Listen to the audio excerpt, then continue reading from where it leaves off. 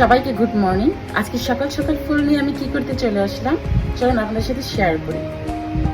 ফুল আমরা কম বেশি সবাই পছন্দ করি, আর পছন্দ করবোই না কেন, ফুল একটা পছন্দের মধ্যে। সো হ্যালো এভরিওয়ান, কেমন আছেন সবাই? আশা করি সবাই ভালো আছেন। আমার আজকে নতুন ভিডিওতে আপনাদের স্বাগত। আজকে আমি সকাল সকাল এই ফুলগুলো আমাদের বাগান থেকে, আমাদের গাছ থেকে পাতাবাহারগুলো তুলে নিয়ে আসছি।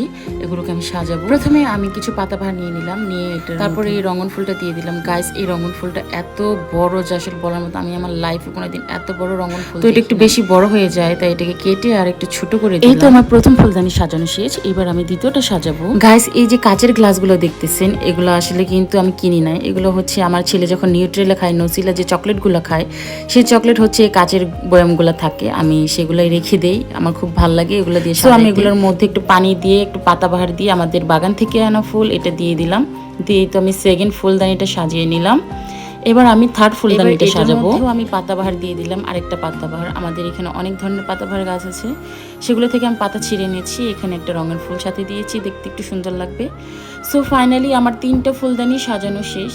গাইস, কেমন হয়েছে সবাই একটু কমেন্ট করে জানাবেন। এই মাঝখানটা খুব বেশি সুন্দর। সো ফুল তো ফুলই, আমার কাছে ফুল খুবই ভালো লাগে। আর সকাল সকাল মানে খাবার টেবিলের সামনে যখন এরকম ফুল দেখি বা পাতাবাহার দেখি, মনটা খুবই রিফ্রেশ লাগে, খুবই ভালো লাগে। সো আমার ভিডিওটি কেমন লেগেছে সব অবশ্যই কমেন্ট করে জানাবেন। দেখা হবে নেক্সট ভিডিওতে। টাটা।